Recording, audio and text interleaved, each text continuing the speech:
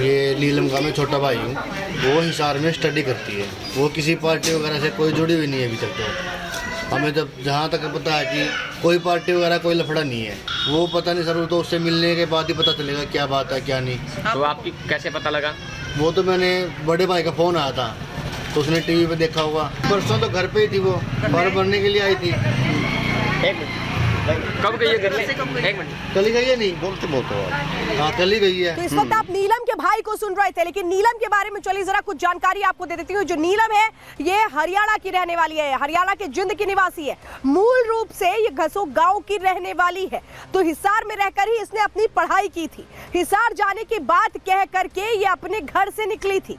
किसान आंदोलन से जुड़ी हुई तस्वीरें भी इसके सामने आती रही हैं। तो वो एक तरीके से फोन पहचान पत्र नहीं मिला है इसके पास से, क्योंकि इसके पास से जो चीजें मिली है उसमें इसने अभी तक अपना फोन कहाँ रख दिया इसके बारे में किसी को नहीं पता। अब चलिए जरा इसके साथ जो दूसरा शख्स था उसका नाम था अमोल शिंदे। इसके बारे में मैं जानकारी देती हूँ। इसकी उम्र 25 साल है।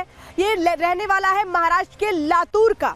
ये बताया जाता है थौरली झली गांव है महाराष्ट्र के लातूर में, जहां पर इसका घर है। और इसके पास से भी ना ही कोई पहचान पत्र और कोई भी फोन नहीं मिला है जांच एजेंसियों को। इसकी पढ़ाई अगर देखें तो 12वीं क्लास के बाद इसने पढ़ाई लिखाई छोड़ दी थी। सेना और पुलिस को ज्वाइन करना इसका मकसद था। लेकिन आज किस तरह से यहाँ पर उस वक्त ये जब प्रदर्शन चल रहा था वहां पर हमारे सहयोगी वैभव भी मौजूद थे। एक रिपोर्ट उनकी देखिए। ये दो स्पॉट नजर आ रहे होंगे और यहीं पर कलर बम का इस्तेमाल किया गया। आप देखिएगा ये वो चैन है जिस चैन को पुल किया गया और पुल किए जाने के बाद यहां पर इस कलर बम को इस्तेमाल करने के बाद नारेबाजी, और नारेबाजी के बाद उन दोनों लोगों को हिरासत में ले लिया जाता है। लेकिन उसके ठीक थोड़ी देर बाद खबर ये आती है कि सदन के अंदर भी ठीक लगभग ऐसी ही कार्रवाई की गई है और एक शख्स ने ऐसी ही एक इस पूरी जो प्रवृत्ति थी उसको अंजाम दिया है।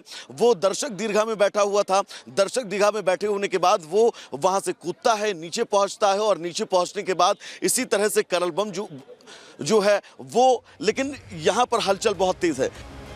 तो क्या हुआ था इस वक्त वैभव आपको बता रहे थे, लेकिन अब मैं आपको बताती हूँ कि कई और लोग हैं जो जांच एजेंसियों के रडार पर हैं। नीलम, अमोल, मनोरंजन और सागर, इनके नाम तो आप समझ ही रहे हैं। इस कड़ी में ललित नाम का शख्स भी शामिल है। विकी और उसकी पत्नी से भी पूछताछ हो रही है, क्योंकि विकी और उसकी पत्नी ने ही इनको अपने घर में शरण दी थी।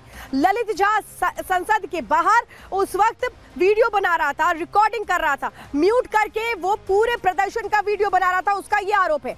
गुरुग्राम में ये सभी एक साथ कल रुके थे, ये जानकारी आई थी। ये लोग तकरीबन 3 से 4 महीने पहले से प्लानिंग कर रहे थे कि कैसे इनको संसद में आना है और कैसे इनको आकर के यहाँ पर कलर स्मोक का इस्तेमाल करना है। अब ये समझिए जो सुरक्षा में इतनी बड़ी चूक हुई है वो कैसे हुई थी, क्या किसने किया। मनोरंजन जो कहाँ बैठा हुआ था, वो विजिटर गैलरी में बैठा था लोकसभा में, वहां से वो कूदता है।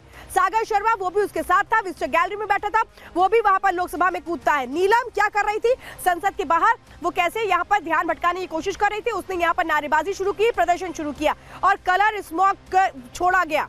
अमोल जो उसके साथ मौजूद था संसद के बाहर, उसने भी नारेबाजी की, ठीक उसी तरह से जिस तरह से नीलम नारेबाजी कर रही थी। उसने भी उस वक्त पीले रंग का कलर स्मोक छोड़ा। अब इस पूरे मामले में एक और नाम आता है, उसका नाम है ललित झा। ये संसद के बाहर ये जो प्रदर्शन दोनों कर रहे थे इनकी वीडियोग्राफी कर रहा था। अब इसमें एक और नाम जुड़ता है, उसका नाम है विकी, जो रुकने के लिए जिसने ठिकाना दिया था। तो ये 6 लोग तो पकड़े जा चुके हैं, लेकिन एक की तलाश अभी भी जारी है।